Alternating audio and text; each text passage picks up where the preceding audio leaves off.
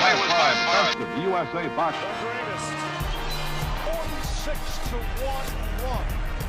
46-1. The greatest of all time. You just can't say it enough. Wow.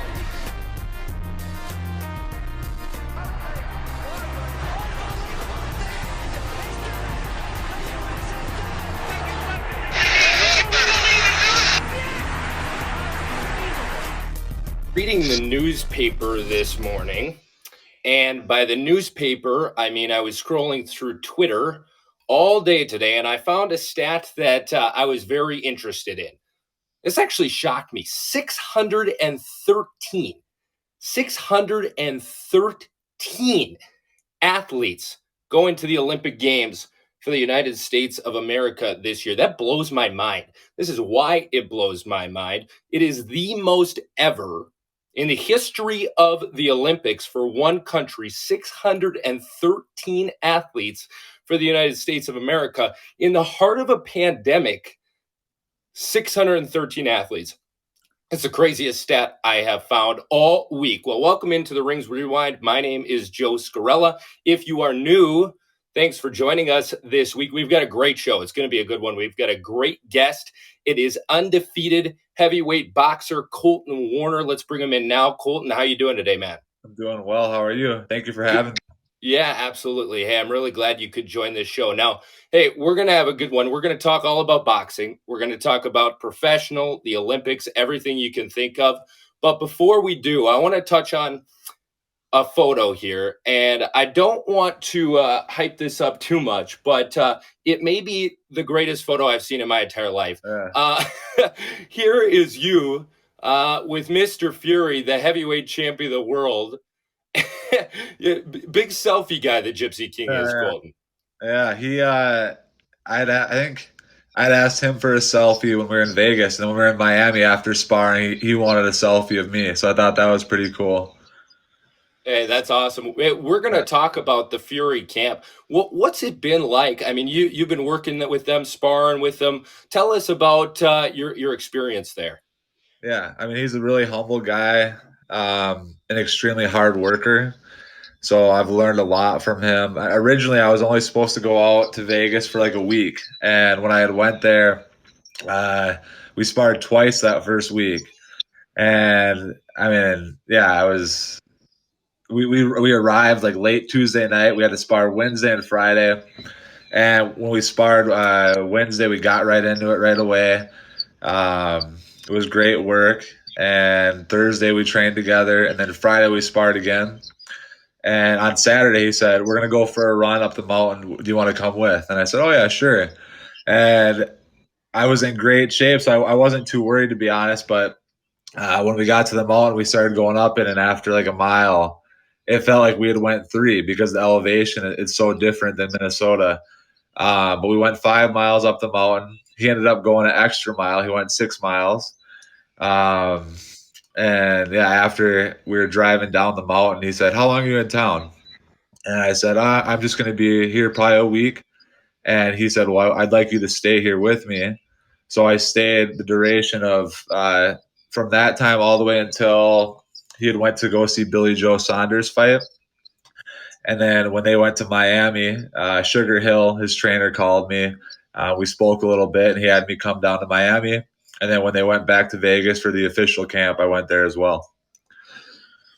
Well, that's awesome to hear. And give us a little taste of it. I mean, you're fighting the heavyweight champion of the world. You're sparring with him, and he's close. He's getting ready for this Wilder fight. So it's no soft work. Tell us a little bit about it.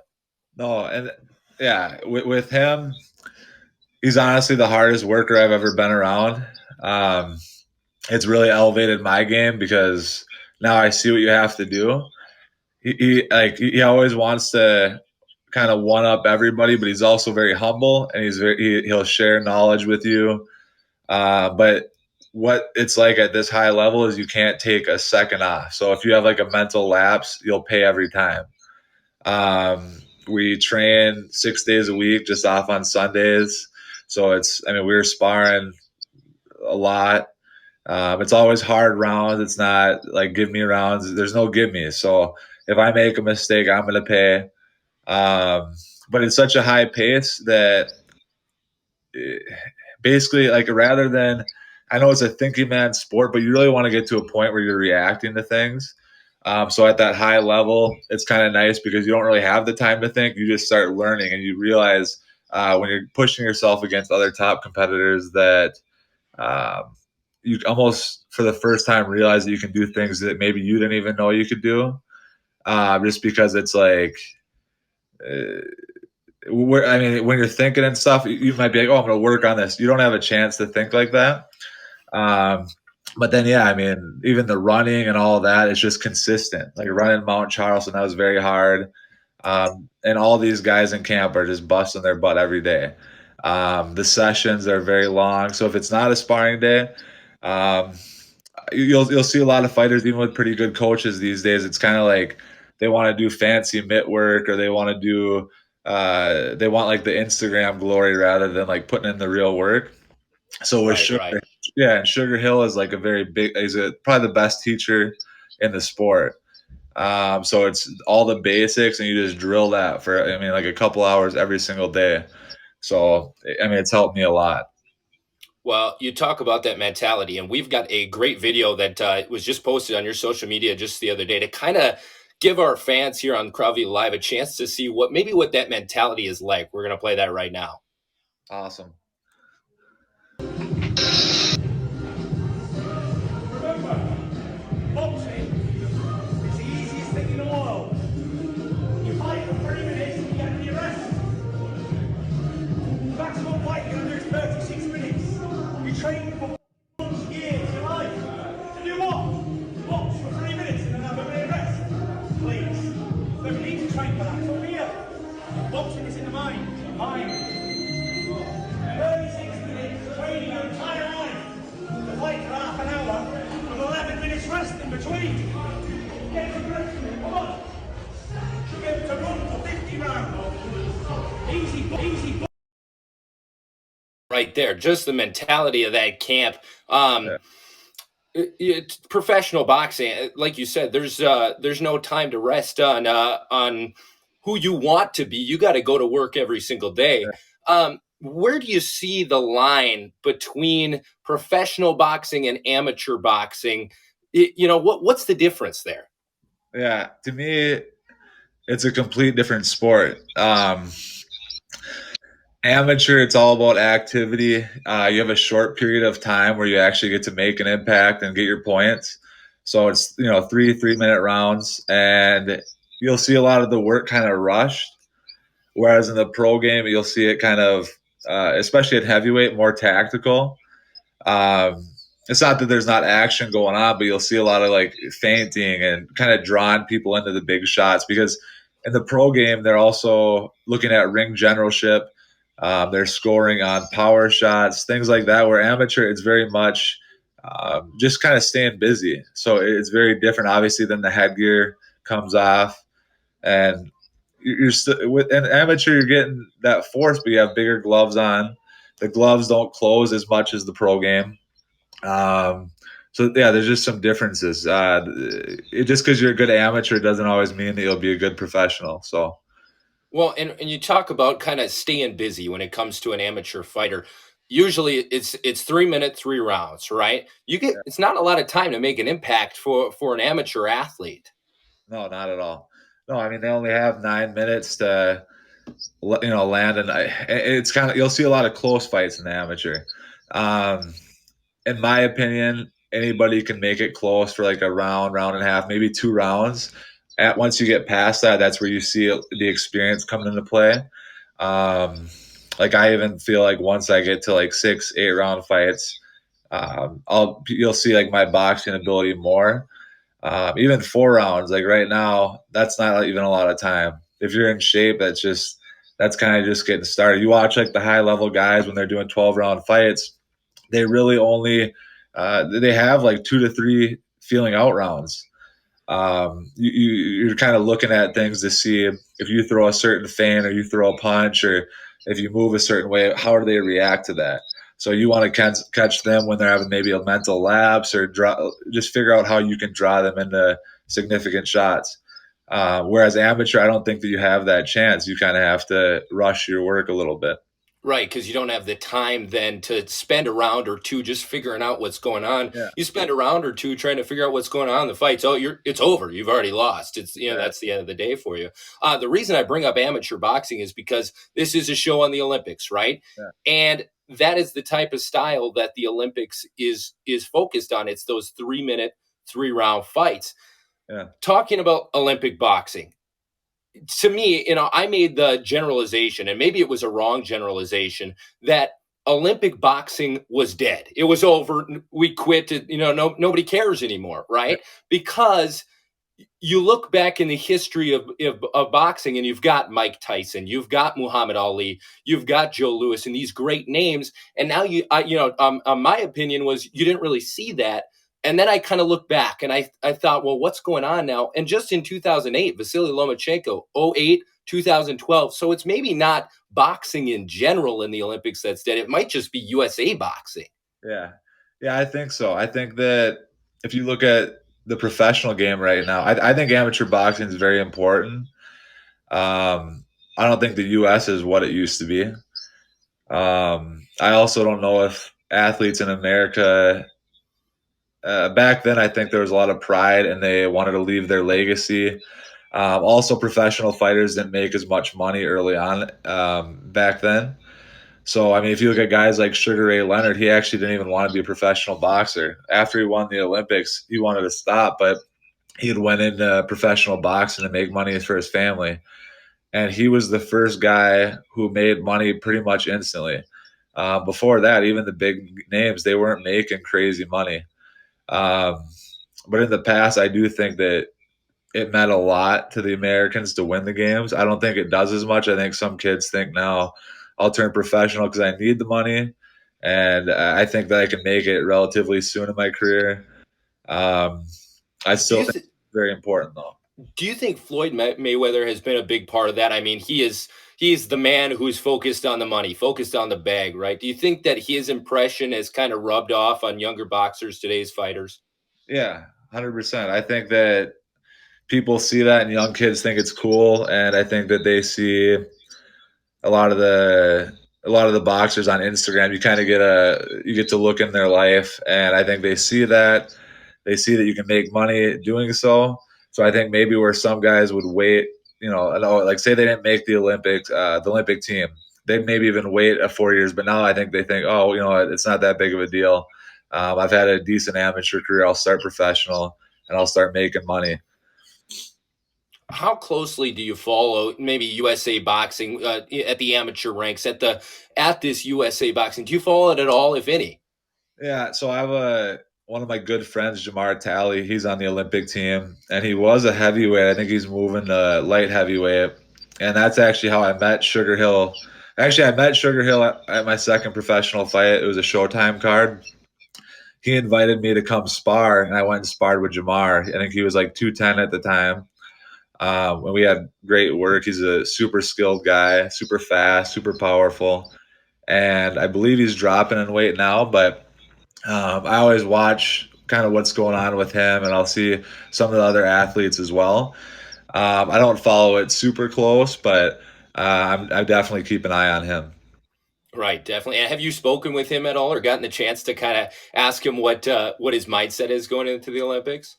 Yeah, we touch base a little. I just kind of ask how training is. I haven't asked a lot about the mindset, but he is just a really hungry guy who's always working hard. He spars hard, trains hard. He lives it 100% all the time. So, um, yeah, no doubt he'll do good then. And as a professional, he'll be a guy who is knocking everybody out. So, So definitely some names to watch there in Tokyo, Japan for the on the men's side. Now I do want to move over to the women's side because for men's boxing, like you said, the path right now is the money, right? But for women's boxing, the path right now is the Olympics, and United States has dominated that over the last 12 years. yeah. For yourself, in your professional career and your boxing career in general, how much have you seen the women's boxing game grow? Yeah, there's definitely women who can box really well, and I know the one the one girl we have in middleweight, she's won a lot of tournaments for us, and that she's gonna hopefully win the Olympics as well. And I know that she was in the military, which I have huge respect for. My brother was in the army and served in Iraq, so for me, that's just like kind of close to my heart. Um, but yeah, there's a lot of really good women boxers, and I don't think there always was, but it seems like it's gotten more popular, and they deserve a lot of respect. And I don't think that they really get financially taken care of yet, which is unfortunate because they do deserve it. It's an extremely dangerous sport, and they should be compensated as well. But I think it is picking up steam, and people know a little bit more about it. So yeah. Well, you led us kind of perfectly into our next topic, and that is that middleweight class. And Naomi Graham, that Staff Sergeant Naomi Graham, who is the number one ranked middleweight in the world going into the Olympics. And we do have a video on her performances to get to where she's at, not only in boxing but in life. Awesome. My name is Naomi Graham. I'm from Fayetteville, North Carolina, and I'm a boxer for Team USA.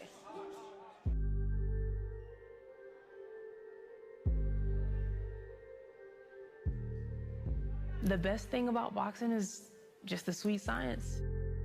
It's a mental thing. I love the hard work. When I'm winning, I know that those nights, being homeless, being bullied, and everything that I have been through will always be with me. Going out there, I don't really have any fears or any doubts because I know the only person that can beat me is me. And I will never forget what it took to get there. Look, boxing is a sport, and it's the only sport at the Olympic Games, maybe in the world, where you don't play boxing. It takes a special person to get into the ring and face what they face. Naomi Graham is one of those special talents and one of those special people. You talked about your brother in the military as well. Can you kind of give us an example of a mindset it takes to be in the ring and to battle? Because Naomi Graham has it. Yeah, 100%. And I think her serving just shows the type of person she is as well. If you hear her speak, she talks about the mental aspect of boxing, and Tyson talked about it in the video as well. At the high level, especially, the mental aspect is much greater than the physical. A lot of times people think that boxing is a physical sport, but it's so much mental as far as like your fatigue.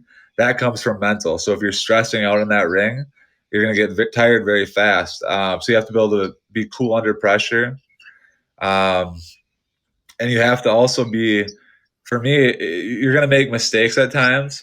So say something's not going your way, you have to be able to relax and make some changes so that you can start, getting back on the right track. Yeah, I mean, that's the biggest thing you'll hear from all the top people. If you talk to Sugar Hill, who's the Tyson Fury's trainer, he's been training me as well. It's all about just being mentally focused and sharp at all times. When you can stay calm and you're right mentally, you're going to be a very good boxer. If you can't do that and you get emotional, things like that, that's a lot of times when guys get caught or you start seeing issues in their career. So I think like with her, she knows that mental side.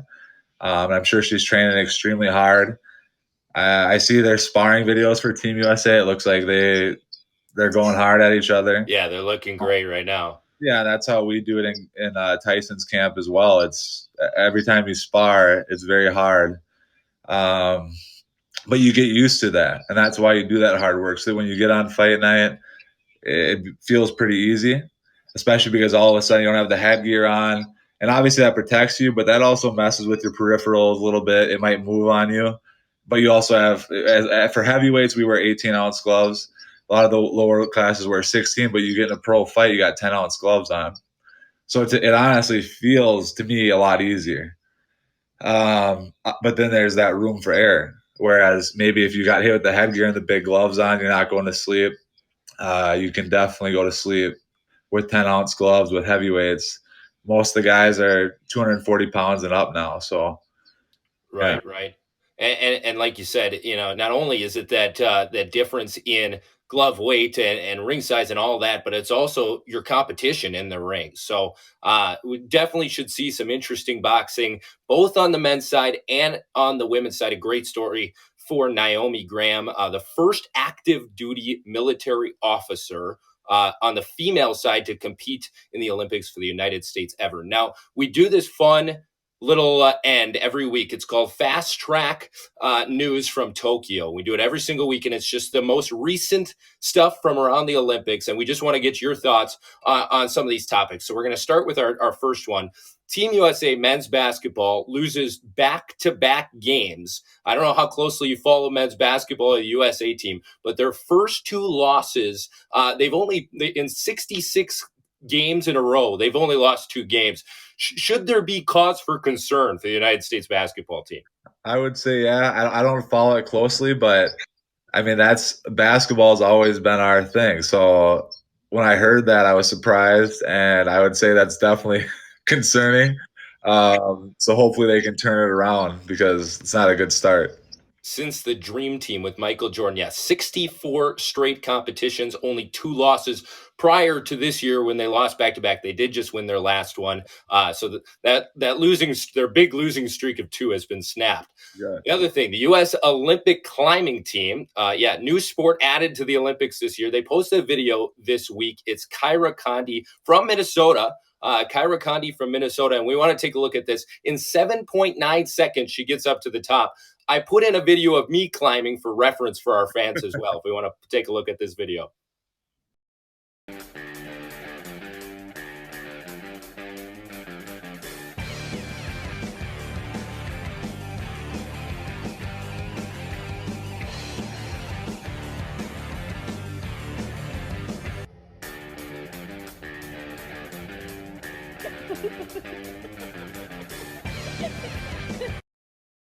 And that was as far as it's hard. It is not easy. Your thoughts on Olympic climbing now, one of the new sports added?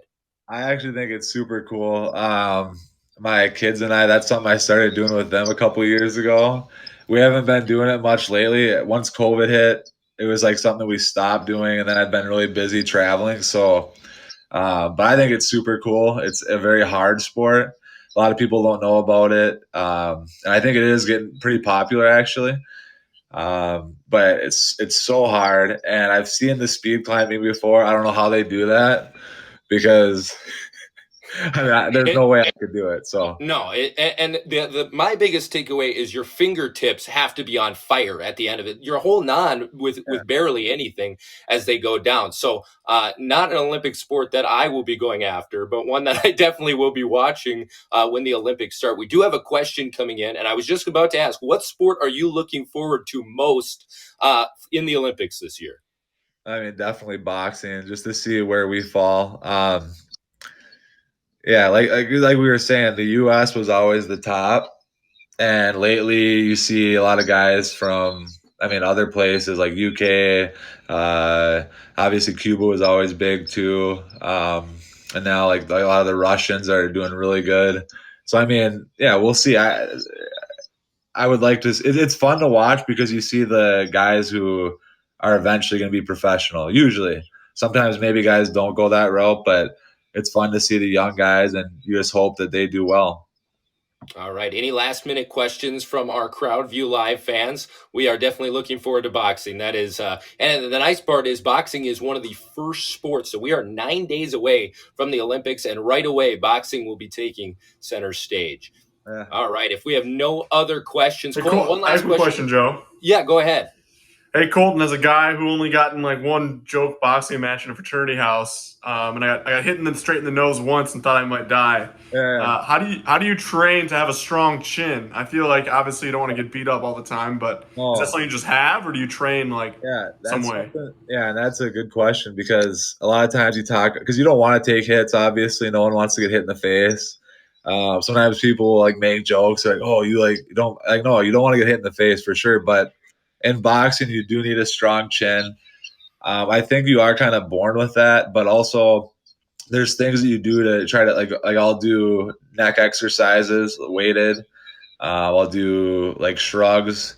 And I don't really lift a lot of weights actually, but I do those kind of things to make sure that my neck is built up and my trap area, just because that does help you take shots. But also a big thing is just like if you get really warmed up and you build a sweat, like before you fight or you spar, you always want to build a sweat, because if you get hit cold, that's when guys get hurt a lot easier. But yeah, a lot of it I think you're born with, but if you do, your neck work and you get warmed up, it lowers those chances of getting hurt. Cool, appreciate it. Yeah.